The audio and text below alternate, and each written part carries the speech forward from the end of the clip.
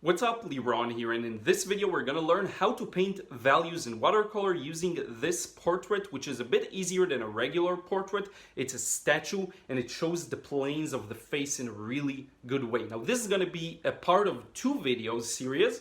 So this one I'm gonna show you how to read the value correctly, and in the next video on Saturday I'm gonna show you how to translate a black and white reference to a colorful, beautiful, vibrant painting. It's gonna be really fun, and with that being said, let's get started.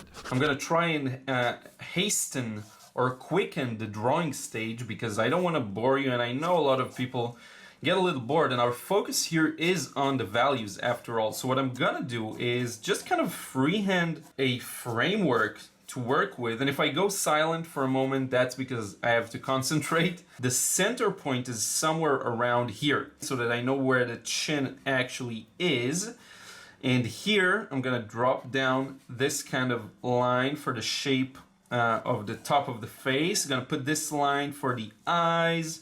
Now the crown goes kind of like that, so that's 1, 2, 3.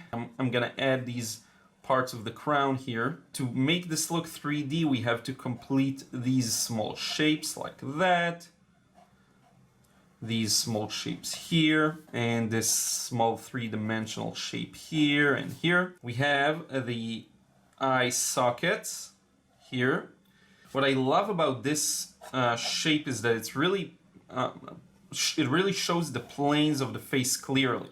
So we're not getting too bogged down in too curvy lines. You get to see a very simplistic kind of impression of the face. We have the nose here. This connects to the cheekbone shadow. It's going to be around here. Now here we have the mouth kind of in the middle. So that's that. This goes here, connects to the beard, kind of like that. We have the lower lip on which there is a bit of light here. I want to get that in as well. Then we have this rounded shadow. The beard, the mustache goes here. Now we have the other cheekbone connecting to here, like that. Then the eye around here. It may look a little funny. Plus it's a shadowy area, and it's the eyes of the statue, so that's fine. The other eye is somewhere around here. The other edge is somewhere around here. I'm gonna connect it real simple. Now I'm gonna close off this chin area, so that goes like that, and then we have a shadow coming down through here. We have the neck, and this is basically where it ends in the reference photo, so we don't need much more than this.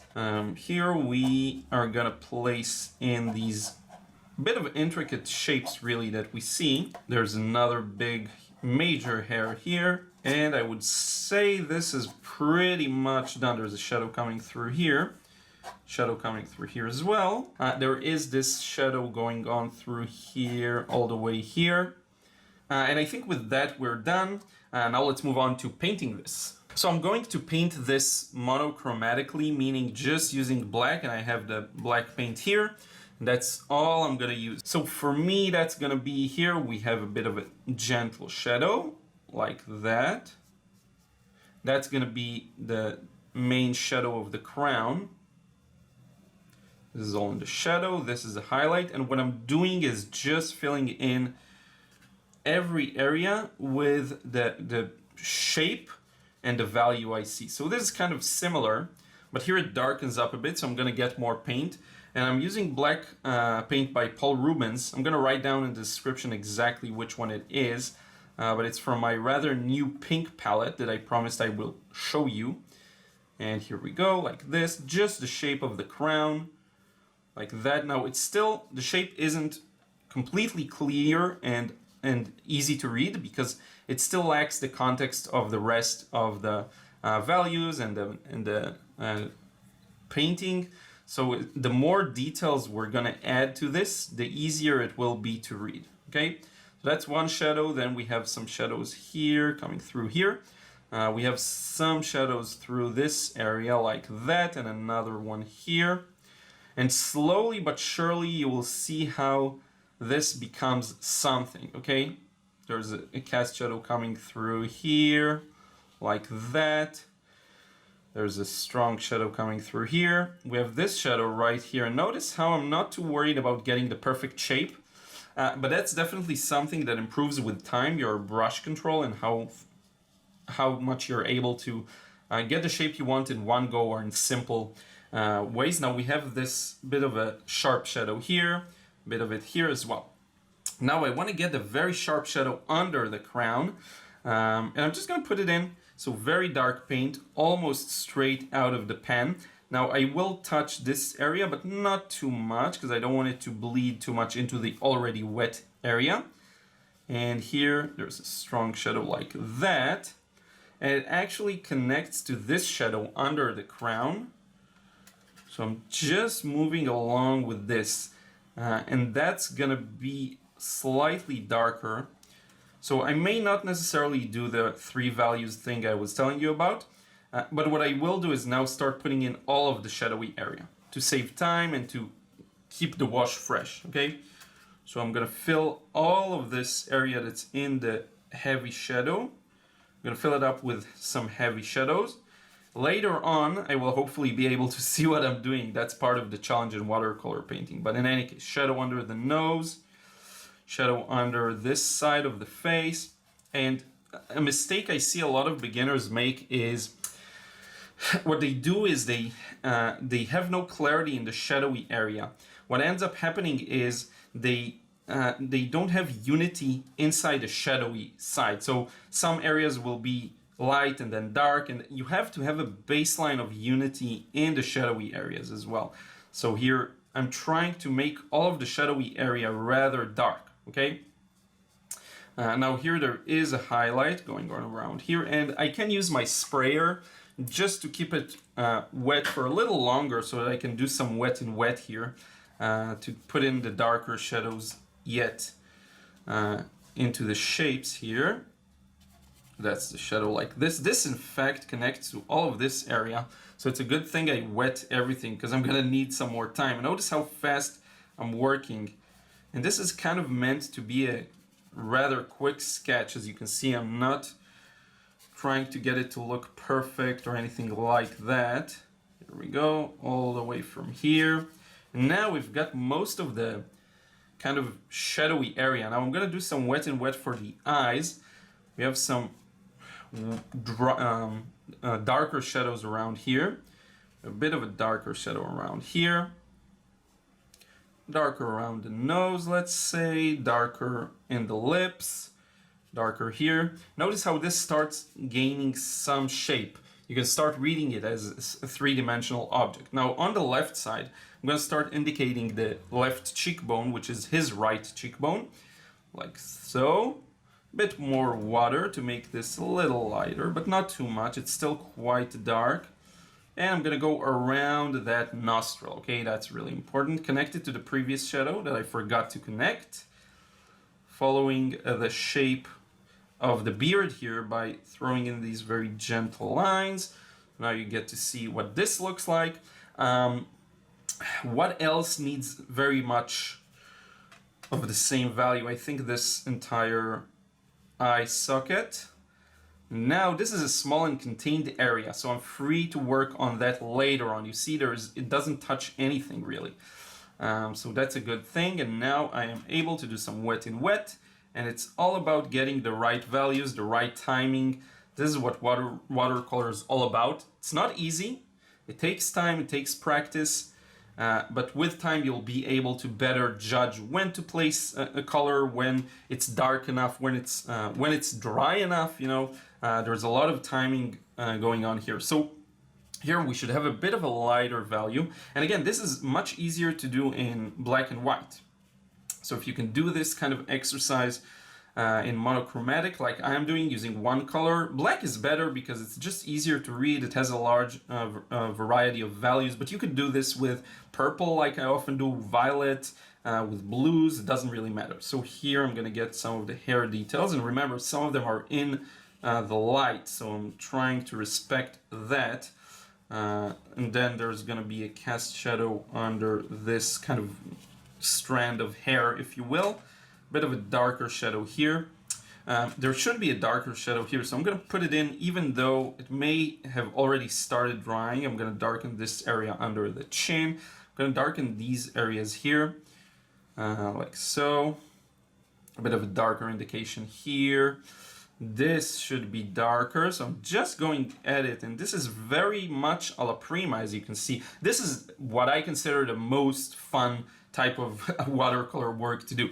So now I'm going to start adding in the darker shadows. So this will really put everything in context. So here we have a dark shadow, here we have another rather dark shadow. This shadow here is quite dark, and it casts here.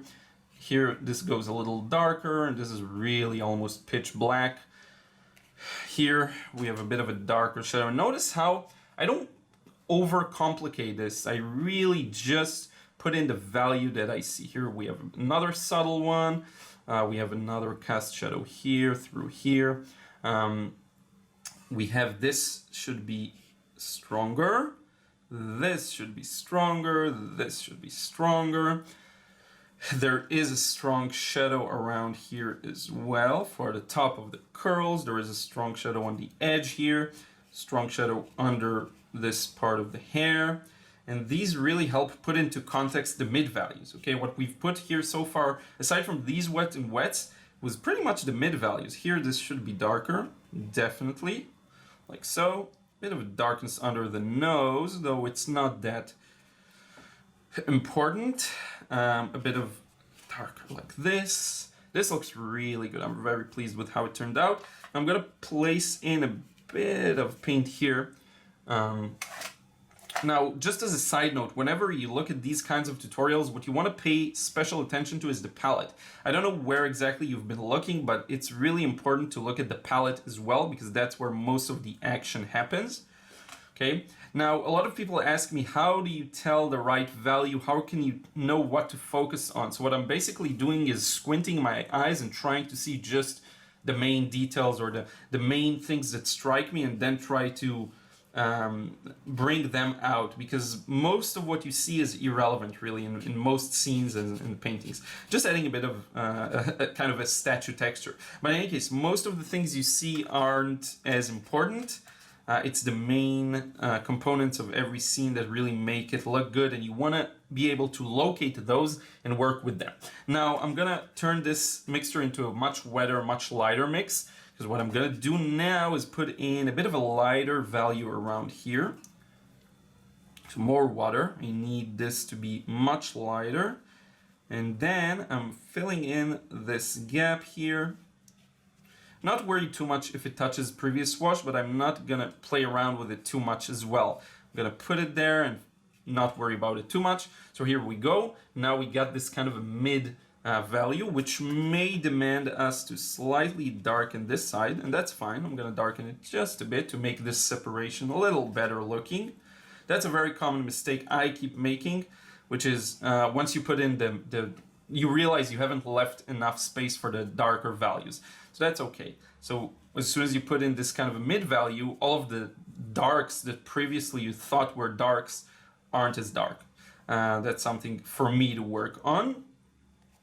But that's fine. Now I'm gonna put in another very light wash here. There is a very gentle shadow, if you notice, around here. That's gonna help bring out the shape. The beard here has a bit of a shadow on it. And also around through here, and a bit of it through here, and a bit of it through here, really, everything.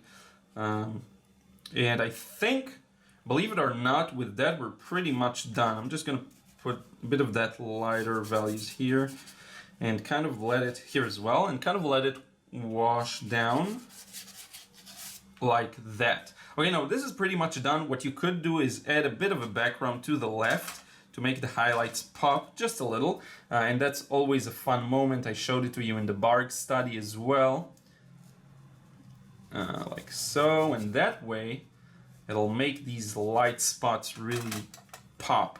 Now, as I mentioned, this is a part of a 2-video series, so the next one is going to show you how I do the exact same thing, only in color, and how I translate a black and white reference into a colorful painting, which is, I think, something that many people are interested in, because it has that beautiful fresh look. It brings out the best in watercolor painting, which is the vibrant colors and how they mix together on paper.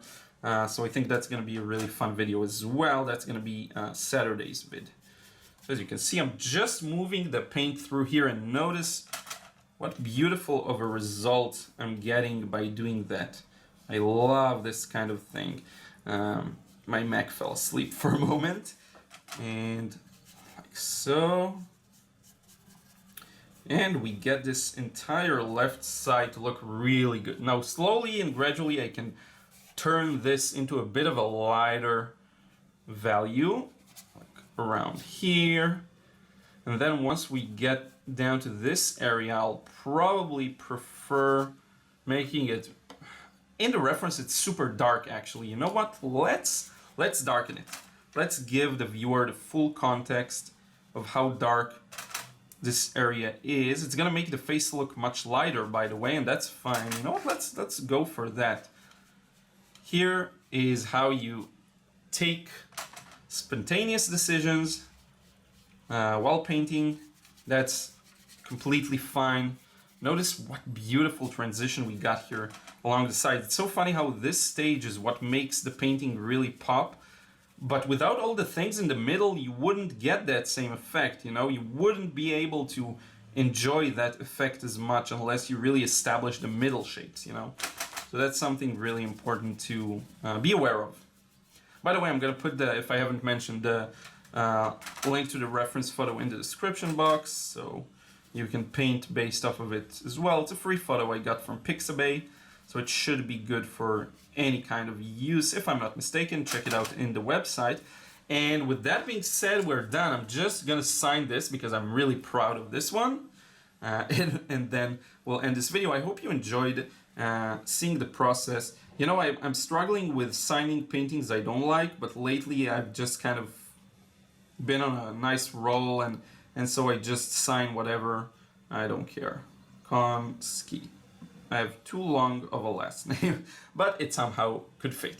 So thank you so much, and now let's wrap it up. So this is it. Thank you so much for watching. Final result. I hope you enjoyed seeing the process and the drawing. Let me know in a comment down below what you think of this. Was it a good balance between drawing and painting? Is there something I didn't show you well that you wanted to see more of?